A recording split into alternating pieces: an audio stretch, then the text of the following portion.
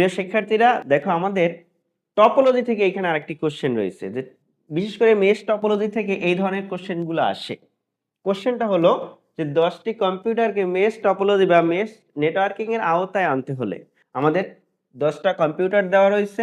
যে এই 10টা কম্পিউটারকে যদি আমরা মেশ টপোলজির সাহায্যে নেটওয়ার্কিং এর আওতায় আনতে চাই বা মেশ টপোলজির সাহায্যে যদি আমরা যুক্ত করতে চাই, তো আমাদের কয়টি তার লাগবে, তারের সংখ্যা নির্ণয় করতে বলছে। তো এখানে আমাদের একটা রুলস ব্যবহার করব। সেই রুলসটা হলো n ইন্টু n মাইনাস 1/2। এই রুলসটা যদি আমরা ব্যবহার করি তো খুব সহজে আমরা তার বের করতে পারবো। n বলতে বোঝাইছে এই যে 10টা কম্পিউটার। তো n ইজ ইকুয়াল টু কত আছে? 10। তো আমরা কি করব, এই 10টা যদি n এর জায়গায় বসাই, 10 ইন্টু 10 মাইনাস 1/2, তো এইটা আমরা ক্যালকুলেট করলে হয় কত? 45টি। এটা ক্যালকুলেট করলে হয় 45টি।